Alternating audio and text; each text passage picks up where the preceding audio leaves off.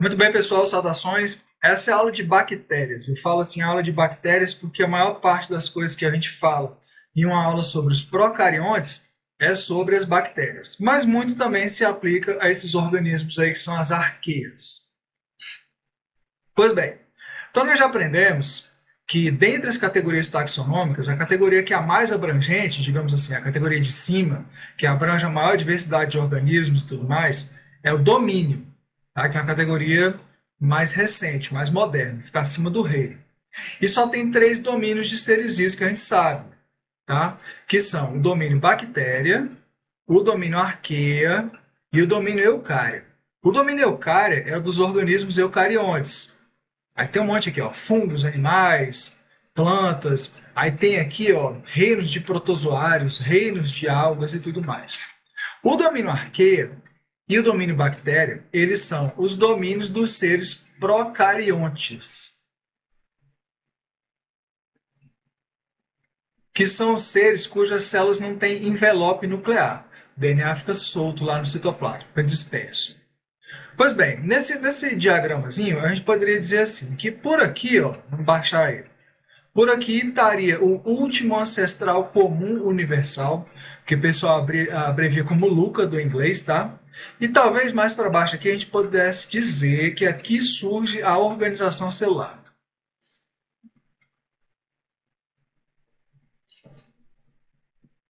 Organização celular. Aí, lógico, vão surgindo as características, né? As novidades evolutivas. Então, aqui, nesse diagrama, do jeito que eu estou mostrando, a organização celular é a característica primitiva, a plesiomorfia. Aí eu botei umas 4 novidades evolutivas aí, umas apomorfias, que são, e um aqui, ó, para o domínio das bactérias, parede celular constituída desse negócio chamado de peptidioglicano. Você já aprendeu que planta, por exemplo, tem parede celular constituída primordialmente por celulose. Fungo tem parede celular de quitina, tá? Mas bactérias, a parede celular de peptidioglicanos. Aqui para esse outro ramo das arqueias e eucariontes, número 2, você poderia, tipo assim, tá, gente? Isso é bem generalista, são generalizações, tá? Então você poderia dizer que aqui tem genes com introns. Os introns são aqueles pedaços de um RNA que é feito, um pré-RNA mensageiro, que são removidos para dar origem ao RNA maduro. Aí tem alguns desses introns que têm atividade enzimática, né? Atuam como ribosimas, inclusive. Bom, para esse ramo aqui das arqueias, a novidade evolutiva número 3, então é uma coisa que só elas têm, a parede celular de peptidoglicano, só bactérias têm, tá? Mas, por exemplo, genes com introns, arqueias e eucariontes têm. Então, no número 3 aqui para as arqueias, a gente pode dizer que uma característica deles, tá, delas, das arqueias, é possuírem lipídios ramificados nas membranas. Tá? Os nossos, por exemplo, são ésteres de glicerol. Eles têm éteres de glicerol. E por último aqui, ó, a novidade dos eucariontes é justamente o envelope nuclear, a carioteca, o envelope nuclear. Aí poderia também dizer citoesqueleto, multicelularidade, cromossomos lineares. Todas essas coisas aqui, tá, gente, são generalizações. Tem controvérsias para tudo, tudo isso aqui no mundo acadêmico. Mas para nós no ensino médio, tá de boa desse jeito. Bom, sobre as características gerais dos procariontes, a gente pode considerar, eu perdi o curso, deixa eu dar um risco daqui. A gente pode considerar que todos os procariontes são unicelulares. Alguns podem ser coloniais, tá? O que é a colônia, no caso? Aquele monte de organismos que vivem grudadinhos um no outro. Certo? Então, são coloniais, mas são organismos individuais ligados. Eles podem ser autótrofos, que aí podem ser ou quimiosintetizantes ou fotossintetizantes, que é o autótrofo mesmo, é o que nutre a si mesmo, é o que produz a substância que serve de alimento para ele. Além de autótrofos, eles podem ser também heterótrofos, é o que não faz isso. Precisa adquirir as substâncias que servem de alimento ou de outros organismos ou do meio. Além disso, podem ser ou aeróbicos ou anaeróbicos. O aeróbico é o que consegue viver na presença do oxigênio. O oxigênio é brabo, né? Que ele é bem eletronegativo. Então ele reage bastante, quebra muita coisa. Então o aeróbico normalmente, inclusive, gera energia via respiração celular. Já o anaeróbico não consegue viver na presença de oxigênio e costuma gerar energia via processos fermentativos. Tá? Bom, os organismos procariontes eles ocupam muitos tipos de ambientes. Então aqui está mostrando, tem procariontes, eu vou chamar assim bactéria, tá, gente? Para poder simplificar. Então tem procariontes, bactéria, no ar, na água, no solo, nos organismos, Tá? Então tem bactéria para tudo quanto é lado. A maioria é de vida livre, tá? Dos procariontes. Mas tem bactéria que é parasita. Arqueia não, tá? Pelo menos não em princípio. Mas tem bactéria que é parasita e aí depois a gente vê alguns exemplos de doenças. Tá? Então até está dizendo aqui ó, que o domínio mais diverso é o das bactérias. Tem muita bactéria no planeta Terra, muito mais do que os outros seres vivos. Tanto em números de organismos quanto em massa mesmo, tá? As arqueias, gente, assim, basicamente, para falar bem a real mesmo, as duas coisas que mais cobram sobre arqueias são as seguintes. Primeiro, de acordo com o que a gente vê nesse cladograma, arqueias e eucariontes são mais próximos uns dos outros do que das bactérias, ou em outras palavras. Tá? Deixa eu botar aqui, bactéria, arqueia, eucarionte. Então, as arqueias elas compartilham um ancestral comum com os eucariontes mais recente do que o ancestral comum com as bactérias. Tá? E também tem esse negócio de genes com introns e tal.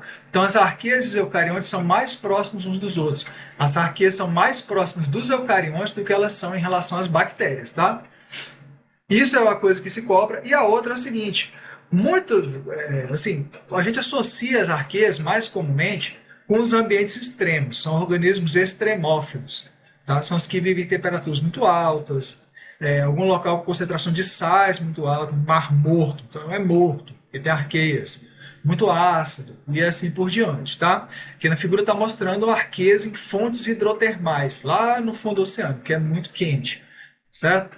Bom, só para constar, viver em ambientes extremos não é exclusividade das arqueias, porque também tem bactéria que consegue viver em ambiente extremo. Tá? Tem essa daqui que eu estou botando de exemplo, termos aquáticos, que vivem em ambientes quentes, que delas se tira uma DNA polimerase, né, enzima que lê bases nitrogenadas de DNA para poder fazer novas cadeias de DNA. Então se tira uma DNA polimerase que é usada naquele tal de PCR, aquele processo lá da reação da polimerase em cadeia, que amplifica moléculas de DNA.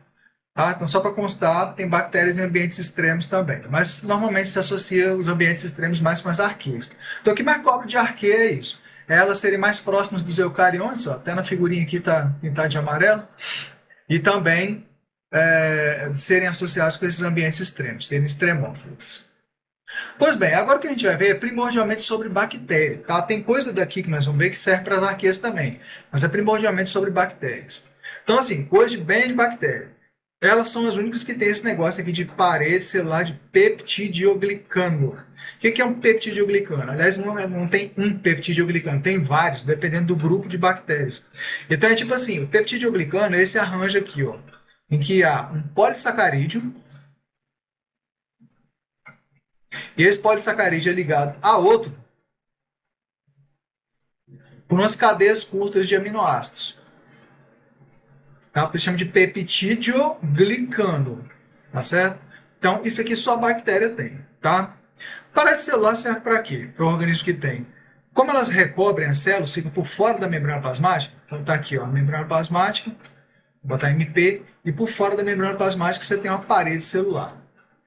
Então, ela confere a coisa mais lógica, assim, básica. Proteção, contribui para a manutenção do formato, tipo, tem muita bactéria que tem esse formato aqui de bacilo, né, que é o bastonete, e impedem que a célula lise. Às vezes a célula se encontra num ambiente em que ela é muito hipertônica em relação ao meio externo, vou botar aqui, alta concentração de bolinha solúvel. Então entra água por osmose, muita água. Se ela não tivesse a parede celular, poderia entrar muita água e ela poderia se romper, lisar. Então a parede celular protege contra a lise. Tá? Pois bem, outras coisas que a bactéria tem. Então aqui está uma bactéria bem completinha, cheia de coisas, tá? Nessa figura eu só vou destacar coisas assim que não aparecem muito, que você não viu. Porque, por exemplo, cromossomo, é como o DNA está organizado. No caso, ela tem cromossomos circulares, né? Cromossomo circular. Ribossomo, que sintetiza proteína. O flagelo, que serve para movimentação. Tá? Tem um mesossomo. Esse mesossomo, esquece isso. Que é uma coisa vista, mas a maioria dos pesquisadores acha que isso aí é tipo assim, coisa que o processo de preparar o material biológico para observar em lâmina de microscópio gera, não é uma organela não. Bom, pelo menos a maioria, né, que eu conheço já falou isso para mim, professores, né? Mas enfim, o que mais tem aqui de interesse? Plasmídio, esse sim é importante. Então tem o DNA cromossomal, mas fora do DNA cromossomal tem umas moléculas de DNA circular, que são esses benditos plasmídeos aí. Esses plasmídeos eles podem conter genes acessórios. Pode ter gene que codifica toxinas, então a partir do gene se faz uma proteína, uma substância, enfim, que é uma toxina que ajuda na patogenicidade da bactéria. Mas o que é mais cobrado é esse aqui, ó. Esses benditos desses plasmídeos, eles podem conter genes que conferem resistência contra os antibióticos, tá? Então isso aí influencia na patogenicidade também, obviamente. Isso é muito comum cobrar. Outra coisa, às vezes aparecem as bactérias bem peludinhas, tipo essa daqui, ó. Cada pelinho desse aqui é um pili ou fímbria, não é um pelo, tá? Mas enfim. E eles são tipo assim, canudinhos, tá? Então depois nós vamos ver para que serve isso aqui. Primeiro, serve para aderir a bactéria a alguma superfície, por exemplo, essas bactérias que causam cistite, infecções urinárias e tal. Essas bactérias se grudam lá na tua bexiga, por exemplo, por conta dessas fímbrias, né? Graças a essas fímbrias aí.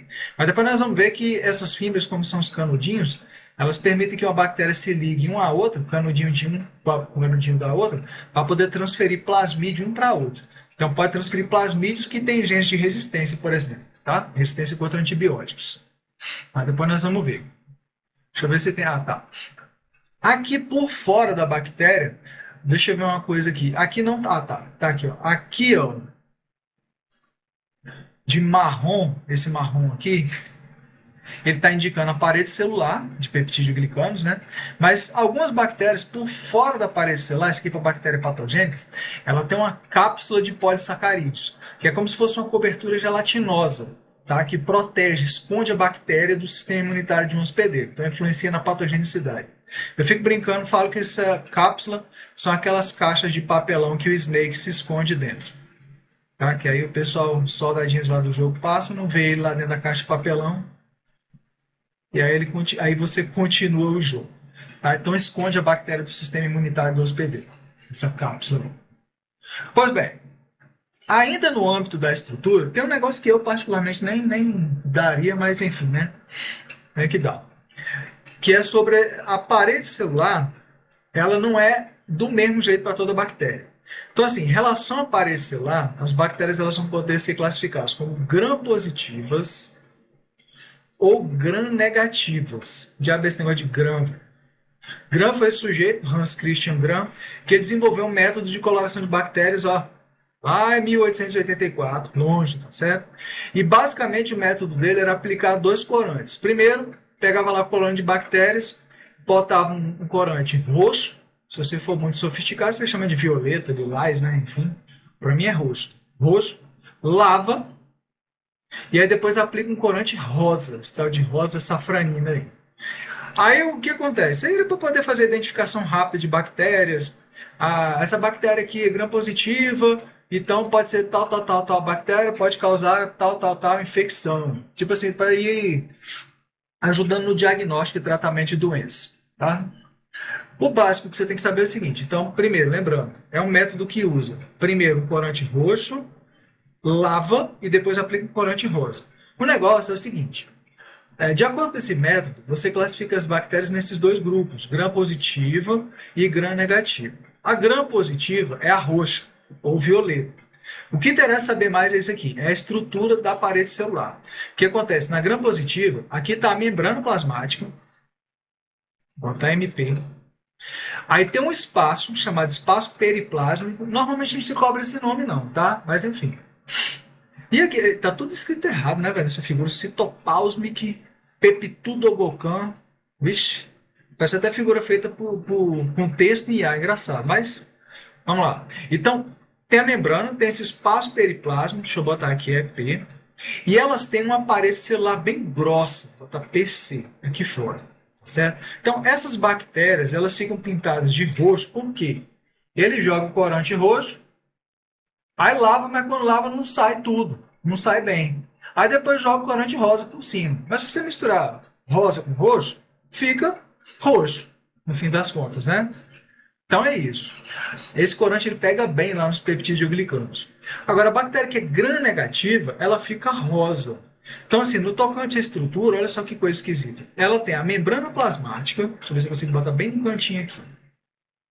Aí tem um espaço periplásmico, aí vem a parede celular, só que você veja que a parede celular dela é bem fininha, tá? Em relação à parede da gram positiva.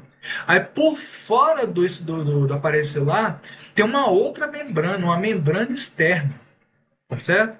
Então essas bactérias têm duas membranas, uma para dentro da parede celular e uma externamente à parede celular, tá certo? O detalhe aqui é o seguinte, nas gram-negativas, ó. Ele mete o corante violeta, aí lava. Quando lava, o corante não pega direito lá naquela membrana externa.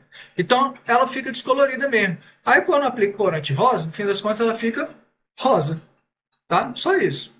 Agora, assim, por último, assim, o mais importante é lembrar essa estrutura aqui, tá, gente? Essa figurinha aqui. Uma tem a parede celular bem espessa, a outra tem uma parede celular mais fina e uma membrana externa. Isso é o mais importante. Quando se vê, gente, no mundo real mesmo, na figura aqui eu até achei bom, porque assim, a diferença entre a cor roxa e a cor rosa tá bem sutil. E no mundo real é assim mesmo, é bem clarinho, bem sutil para ver isso aí, tá?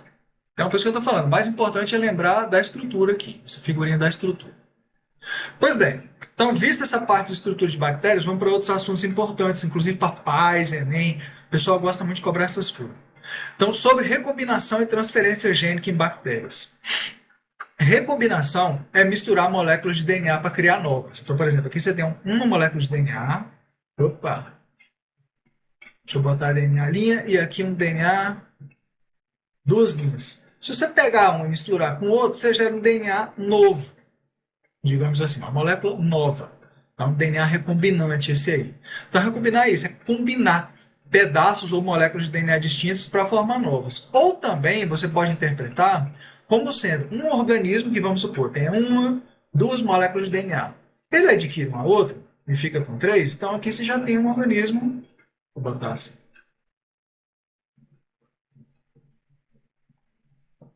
distinto. Já tem DNA diferente da forma original que ele tinha. Tá certo? Isso que é a recombinação, basicamente. E em bactérias são três processos que vocês têm que saber bonitinho, tá? Conjugação, lembra de conjugal, transformação e a transdução. Às vezes o pessoal erra por causa do nome, tá? Transdução e transformação. É transdução mesmo, tá? Não é tradução. Não. Então, na conjugação, o que acontece é o seguinte: é a transferência de um plasmídio de uma bactéria para outra através das fímbrias. Então, esse sex pilus aqui, ó, é o nome aí, tá? Não vamos chamar de comunista nem nada, não. Que tá a fímbria. Essa bactéria aqui, ó, doadora, desse plasmídio, no caso, porque cada bactéria tem um monte, ela é a F+. Essa bactéria que não tem esse plasmídio, ela é F-. Então, o que acontece? As duas bactérias, ela, aqui no desenho não está muito bom, não, mas aqui está a fímbria da F+, ela vai se grudar lá com a fímbria da F- e vai formar um tubinho mesmo, de uma bactéria para outra, tá? Tipo como se fosse uma ponte entre os dois citoplasmas. Pois bem, para que essa bendita dessa ponte? O plasmídio, então, da F+, e aqui é F-, ele é replicado, e na medida que ele é replicado, ele é transferido para outra bactéria. No fim das contas, você tem duas bactérias F+. Então, essa bactéria que era F-, essa da direita aqui, agora ela também pode transferir esse plasmídio para outras bactérias. Se for um plasmídio que contenha genes que conferem resistência contra os antibióticos, para a população de bactérias é ótimo. Para as pessoas afligidas pela doença, nem tanto. Né? É importantíssimo saber esse processo aí. Então, conjugação, transferência de plasmídios via fímbrias. Bom, continuando, perdão. Transformação é o seguinte.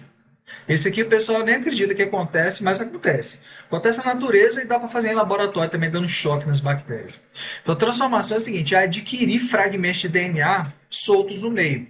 Então, assim, na natureza, gente, tem um monte de organismos, um monte de bactérias que morrem, elas vão se degradando, soltam um pedaço de DNA no meio, ó, fragmentos de DNA. Então, assim, esses fragmentos de DNA aqui, ó, eles podem entrar, eles podem ser absorvidos por uma outra bactéria.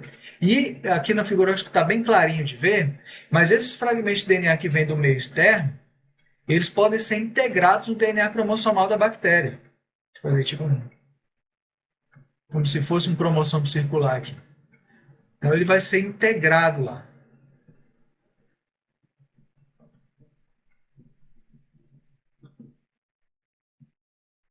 Tá? Então o DNA externo ele pode ser integrado no DNA cromossomal da bactéria. Ele está bem aqui, ó, porque está bem clarinha essa imagem. Está o verdinho bem aqui. Pois bem, então é isso. A bactéria consegue adquirir DNA do meio externo. Tá? O DNA entra dentro da célula, ele pode ser absorvido pela célula. E dentro da célula, nem sempre isso vai acontecer, mas pode acontecer dele ser integrado no DNA cromossomal da bactéria. Tá bom? Em laboratório dá para fazer isso dando choque, que aí quando dá choque você abre um monte de poros na bactéria, aí as moléculas de DNA entram. Bom, e por último desses processos aí tem a transdução. Transdução, ele é o que o pessoal tem um pouquinho mais de dificuldade, mas é o seguinte, aqui você está vendo um vírus bacteriófago, ou pura e simplesmente um fago. O fago vai se ligar lá na bactéria e vai infectar ela, né? Como? Aquela primeira fase de adesão, ele insere o material genético dele, o DNA dele, tá? Dentro da bactéria. Beleza. Quando ocorre esse processo todo de infecção e tudo, o DNA do bacteriófago, do fago, ele tem genes que vão quebrar o cromossomo da bactéria. Tá vendo? Tudo quebrado aqui. Um monte de pedacinho de DNA. Para que isso? Para o que tem lá da célula trabalhar só para fazer mais vírus. Então aqui ó, já está mais para o final da replicação. Então tem os vírus montadinhos. Ó. Esse. Agora veja, esse aqui parece um patinho feio. Porque o que aconteceu? As proteínas do vírus, ao invés de empacotar o DNA do vírus, empacotou o DNA da bactéria. Tá vendo que está roxinho aqui? Ó? Então ele pegou o DNA da bactéria. Pode pegar uma mistura de DNA viral e bacteriano, enfim. Tá uma mistura. Então o DNA do vírus, desse aqui na figura, ele é verde. Mas aqui está roxo. É um DNA de bactéria. Então esse vírus, ele solto aí no meio, ele pode se ligar a uma outra bactéria e inserir esse DNA lá dentro dela. Só que como esse DNA não é DNA de vírus, não tem genes para promover, né, o acontecimento do ciclo de replicação viral, ele vai entrar dentro da célula e ele pode acontecer que nem lá na transformação. Ele vai ser inserido no cromossomo bacteriano. Tá? Então essa bactéria adquiriu o DNA de uma outra. Você veja que essa daqui é mais marronzinha, ó, e essa daqui é mais vermelhinha. Pelo menos aqui para mim, né? Depois que processo o vídeo, muda um pouco as cores. Certo? Então, na dúvida, gente, se teve dificuldade de entender, volta aqui e dá uma olhada nas figuras de novo. Isso é importantíssimo você saber. Bom, ainda sobre coisa de importância de bactérias. Inclusive porque, bom, eu imagino, tá, que todo mundo acha um pouco menos pior essas partes todas aí, porque tem menos nominho para decorar. Tá? Mas, enfim, sobre a importância das bactérias. Uma das coisas mais cobradas, importantíssimas na matéria de biologia, quando você vai falar em ciclos biogeoquímicos, normalmente o que se dá mais destaque é o do nitrogênio. Tá? Então, esse desenho aqui, esse esquema do ciclo do nitrogênio, você tem que saber bonitinho. Lembrando, a maior parte do nitrogênio aqui na atmosfera, no planeta Terra, está na forma de nitrogênio, gás nitrogênio. Tá? Nossa, tudo errado. Gás nitrogênio dá uns 70 e poucos por cento aí da composição da atmosfera. O problema é, quase ninguém consegue assimilar o nitrogênio dessa forma.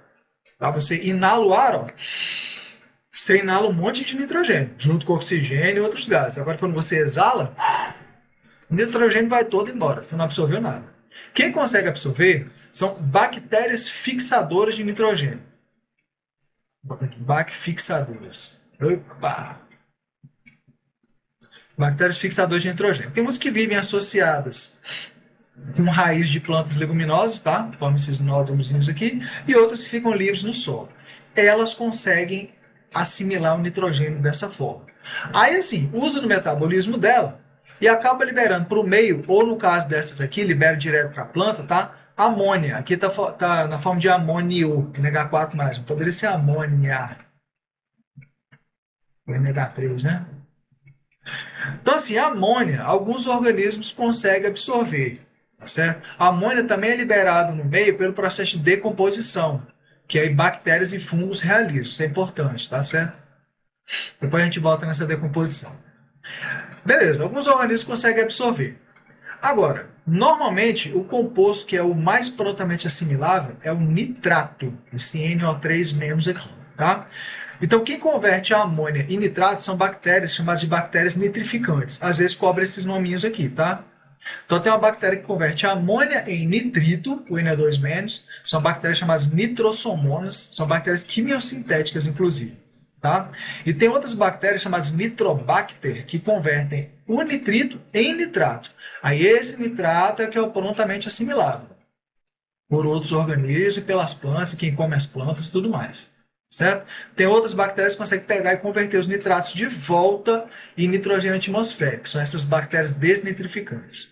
Esse esqueminha, gente, esses esqueminhas, enfim, de ciclo do nitrogênio, você tem que saber ele bonitinho, tá? Bonitinho mesmo. Outra coisa, sobre decomposição.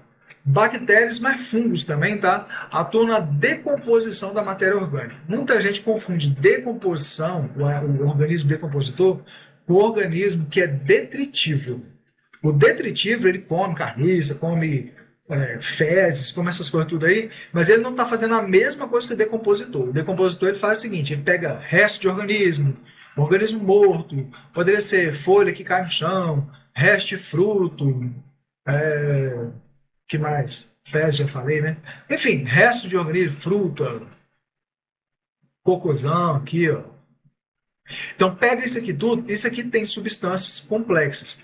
Tem proteína, tem lipídio, tem essas coisas todas. Então quem é decompositor, que são as bactérias e fungos, aqui no desenho só bactérias, tá? Consegue pegar essa matéria orgânica, contendo substâncias complexas, usar no metabolismo delas e devolver para o meio compostos simplesinhos, tipo CO2, amônia, que você acabou de ver, nitrito, nitrato, que tu acabou de ver, metano, gás sulfídrico, esse monte de coisas aí. Tá? Que aí outros organismos podem usar. Você não viu agora? Que é gerada aqui, ó. Começa aqui a decomposição, que gera amônia. Aí prossegue a decomposição, que pode gerar nitratos, que aí as plantas podem assimilar. Certo? Então a decomposição é pegar substâncias complexas e converter em compostos bem simplesinhos. Você, quando você come alguma coisa, você quebra a substância, aproveita e tudo, mas você, quando faz lá as tuas fezes e tudo mais, você não está liberando necessariamente isso aqui, não, tá? Você libera proteínas que não absorveu, glicídios que você não absorveu e tudo mais. Então não é a mesma coisa que fazer a decomposição. Tá? O detritívoro não faz isso. Não confundir, então, decompositor com detritivo. Ele come os restos, mas ele não libera essas substâncias simples aí, não, para o meio. Outra coisa, na indústria dá para usar de várias formas, indústria da biotecnologia e tudo mais. Um exemplo que o pessoal dá muito é na indústria de laticínios, né? Porque tem os lactobacilos, que em condições anaeróbicas vão produzir energia via fermentação lática, né? Pegar lactose, vai digerir e vai gerar ácido lático. Aí o ácido lático liberado no meio desnatura as proteínas do leite, certo? Que gera o iogurte. Aí, tipo assim, a partir daí pode se fazer outras coisas. Então, usa na indústria, certo? Usa também na biotecnologia e na indústria biotecnológica e farmacêutica.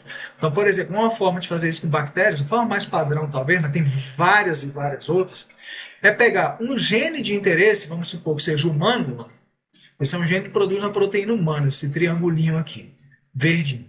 Você consegue pegar e sintetizar hoje em dia, tá? Um fragmento com esse gene. Esse gene você consegue tirar um plasmídio da bactéria, cortar ele e inserir esse gene humano no plasmídio da bactéria. Aí você gera um DNA recombinante. Então, houve aqui a recombinação.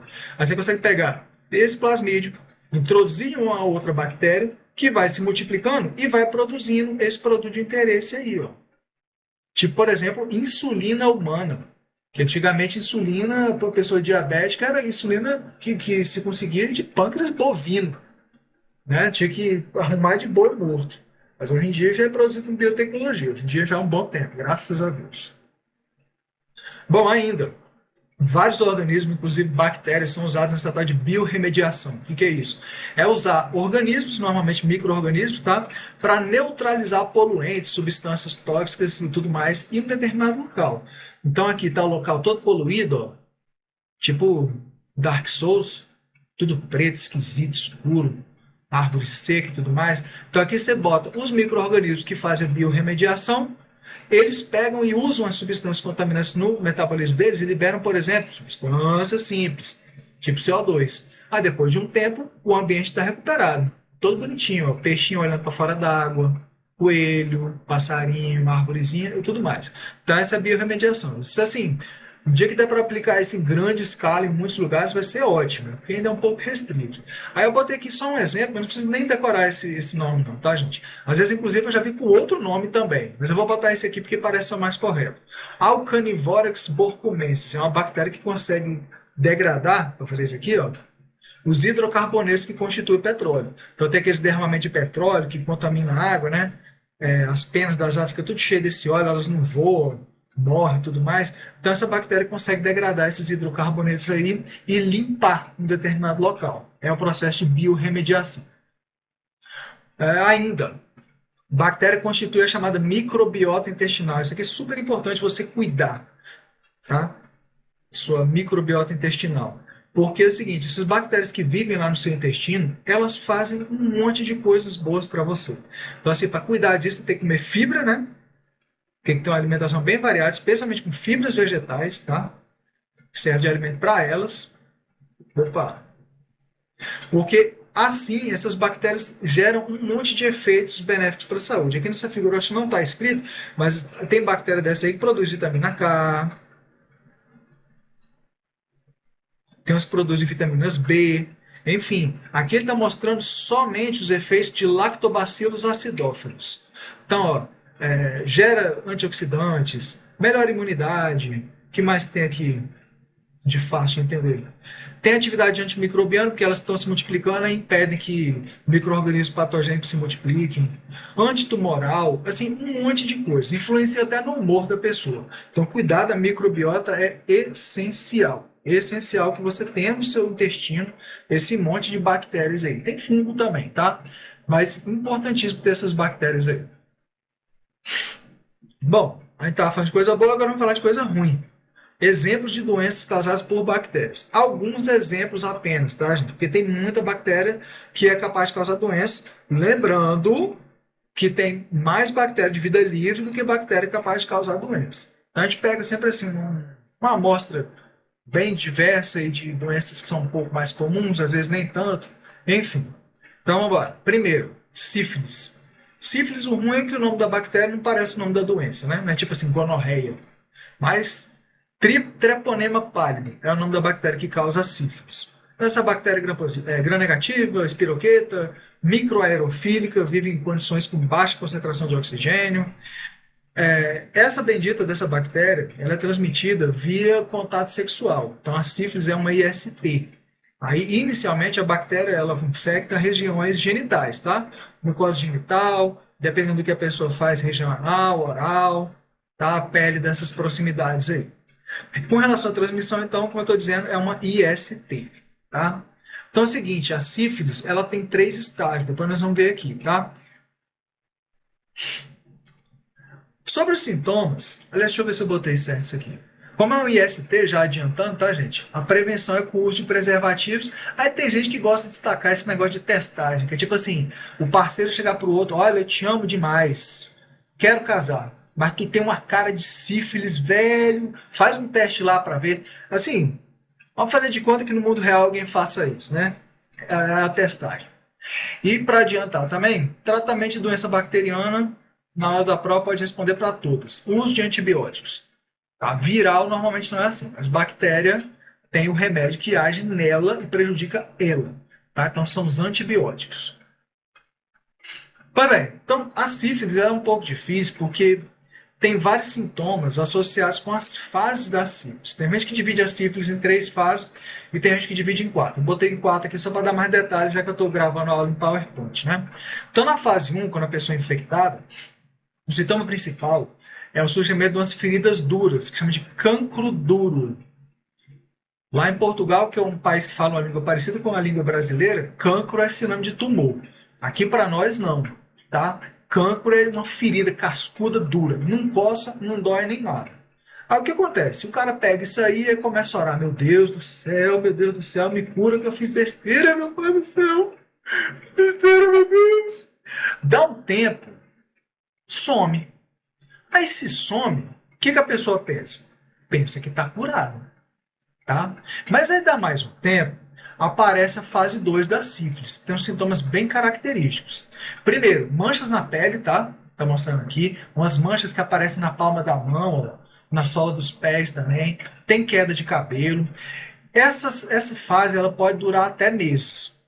Eu não sei se você já viu esse filminho que tem nobres franceses e tal, que os caras inventaram aqueles pó de arroz na cara, fazer aquelas maquiagens lá que bota pinta na cara, usa aquelas peruquinhas de juiz, né? Os negócios tipo assim, ó. Tudo isso aí era para esconder sintoma de sífilis, tá? Tá com a feridona na cara, bota uma pinta de maquiagem bem grande assim. Pó de arroz para ficar com a cara bem branca, para disfarçar tudo. Tá? Então isso é tudo para disfarçar sintoma de sífilis. Beleza, mas dá um tempo, isso some também. Aí o cara entra, cara ou a mulher, enfim, né? Entra numa fase latente, que fica sem sintomas e pode durar vários anos. Só que a bactéria não está parada, ela começa na pele, aí a bactéria vai migrando para o interior do seu corpo. E aí vem a fase final, em que ela começa a afetar os órgãos internos, inclusive esse órgão aqui, que é o cérebro. Tá? Então pode causar dano cerebral, causa demência. Nessa fase, se você tiver curiosidade de procurar, por imagens, tem umas pessoas que ficam com a cara deformada, fica horrível. Fica mais feio que o Shrek. Fica muito estranho. E aí, assim, aqui pode ser letal. Se for tratado no começo, trata isso aqui até com penicilina. Tá? E cura rapidinho. Mas se deixar para o final, aí já complica, né? Então, lembrando, doença de bactérias se trata com antibióticos. Em provas de ensino médio, se perguntasse assim, você pode tratar doenças virais com antibiótico? Pode botar falso, tá? Mas no mundo real, por tentativa e erro e aleatoriamente, se descobriu que tem algumas substâncias que são antibióticos que, por incrível que pareça, têm efeito antiviral. Tá? Mas para o ensino médio, você não vai dizer que antibiótico trata doença viral, não. Tá? Não se faz isso normalmente. Beleza, então vamos para as outras aqui para acabar logo, que essa aula já está muito longa. Leptospirose, que era de rato, xixi de rato. Ó. Então, quem causa são bactérias desse gênero, Leptospira. A bactéria que é gram-negativa, espiroqueta, formato de espiral. Bom, infecta rins, pode causar insuficiência renal, é brabo, fígado, pulmões, sistema nervoso, etc. Como é que você pega isso aí? Como é que se dá a transmissão? É contato com a urina de animais contaminados. Rato, cachorro, gado, mas normalmente rato. Tá? Essa urina desses bichos também contamina a água. Imagina lá no esgoto. Tem os ratos lá andando para lá e para cá fazendo xixi, aí chove, chove, chove, chove, sobe aquela água do esgoto com aquele xixi de rato e bactérias, tá? É perigoso pegar esse tipo de doença. Às vezes a gente vê aqueles vídeos no YouTube da galera zoando, surfando na inundação e tal, mas ali pode ter, né? Essas bactérias aí, essas leptospira. Então, assim, como você pega a partir dessa urina de animais contaminados, essa é uma doença, é bem assim, uma típica doença de transmissão hídrica, tá? Então, para prevenir, as autoridades têm que adotar medidas de saneamento, dar destino adequado para a água do esgoto, ampliar a rede do esgoto para não transbordar quando chove, essas coisas aí. Então, medidas de saneamento e higiene. Ah, brincou ali na chuva ou sei lá o quê, e sujou o pé, molhou o pé na água suja. Chega em casa e não vai lavar. Não, né? Tem que chegar em casa e lavar, porque a bactéria ela penetra pela pele mesmo. Tá? Então, medidas de saneamento e higiene de maneira geral, porque a bactéria consegue entrar pela sua pele. A menina está de pé descalço aqui, ó. A bactéria vai e entra pela pele dela. Tem vacina para cachorro, para humano não. Mas enfim, vacinando o cachorro não pega, não faz o xixi para você pegar também. Sobre sintomas. Então, infecção bacteriana. Sintoma tipo febre, pode ter icterícia, tá certo? Doença que afeta o fígado pode dar icterícia, hemorragias, que são sangramentos, né? E insuficiência renal, porque afeta os rins. Então, nos casos em que dá insuficiência renal, ela é bem perigosa, essa doença aí. Mas, de novo, como é que trata? Antibiótico. Tá? Logicamente que tem que se detectar cedo para poder fazer o bendito tratamento. Outro sintoma interessante também, que não está lá, é diarreia, né? Tuberculose. Tuberculose é até considerada uma das infecções oportunistas, no caso do pessoal que está infectado com HIV. Então, uma pessoa saudável e tudo, ela não morre de tuberculose facilmente, não. Quem causa essa bactéria? Mycobacterium tuberculose. Detalhe, só para você ver como é que o mundo é complicado. Essas bactérias não se classificam naquele esquema de Gram, não pega, tem estrutura diferente, não pega aquelas colorações lá. E são bactérias que infectam os pulmões. Tá? Um sintoma bem típico de tuberculose é essa tosse. Então, a pessoa tem mania de falar, eita, tosse de tuberculoso e tal. Tá? Se é pela tosse, a pessoa que tosse espalha gotículas e aerossóis, né? Então a transmissão se dá assim, através de gotículas e aerossóis. Então como é que você previne? Por exemplo, utilizando máscara, evitando aglomerações, tem vacina, tá? Essa BCG bem conhecida aí. E de sintoma tem febre, essa tosse bendita e uma sudorese noturna. Ah, deve até estar aqui, está escrito aqui. Sudorese noturna. E, de novo, tratamento feito com antibióticos. Hanseníase ou lepra é outra micobactéria. Tá? Também não se classifica no esquema de Gram e é um bacilo. Essa bactéria ela infecta os nervos da pele. Então, é uma doença que causa perda sensorial. Certo? Como é que se pega? Está lá na pele, infectando nervos da pele. Então, como é que você pega? Contato direto. Tá? Direto com a pele ou secreções nasais das pessoas.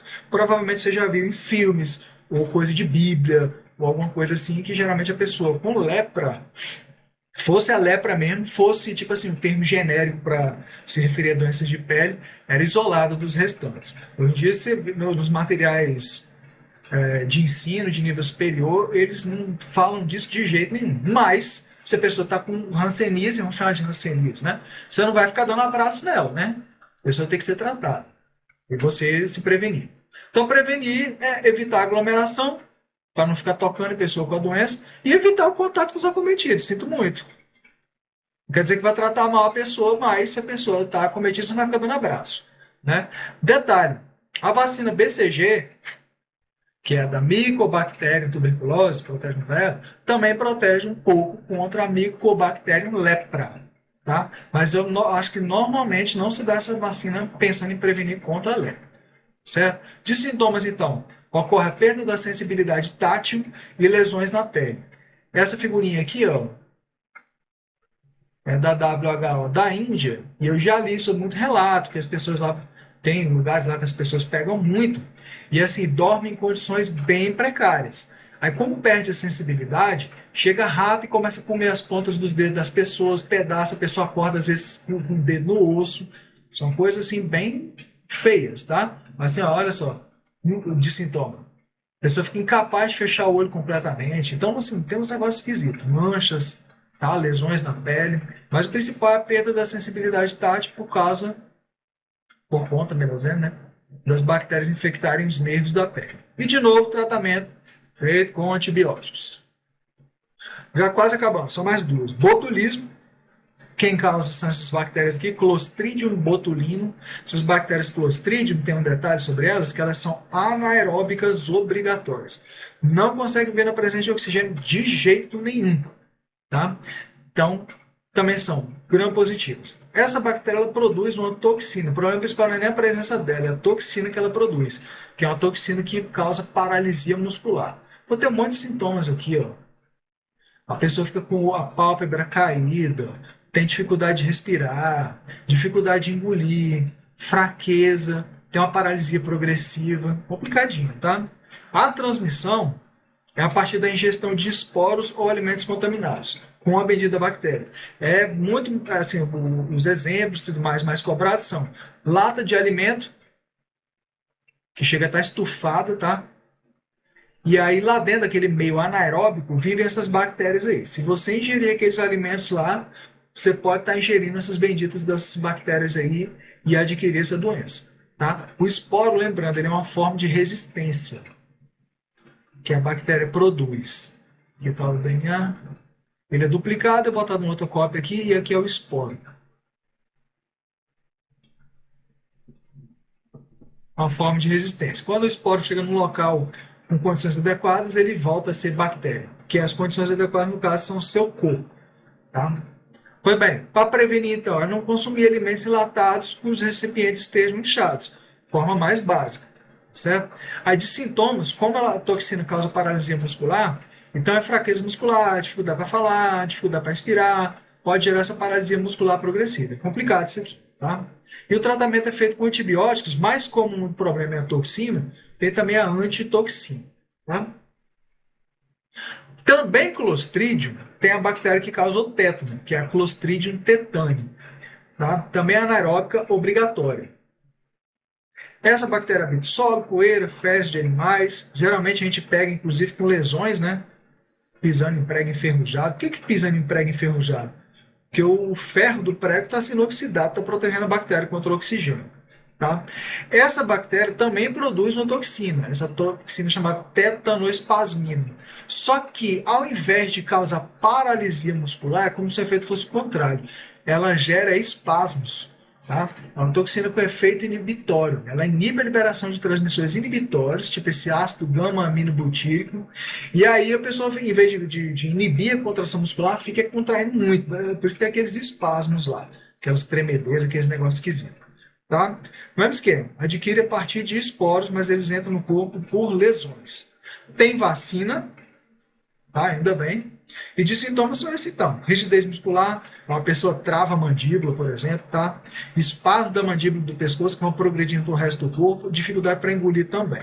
E o tratamento, de novo, feito com antibióticos e antitoxina, no caso, antitétano espasmo. Então é isso aí, queridos. Bons estudos para vocês e até a próxima.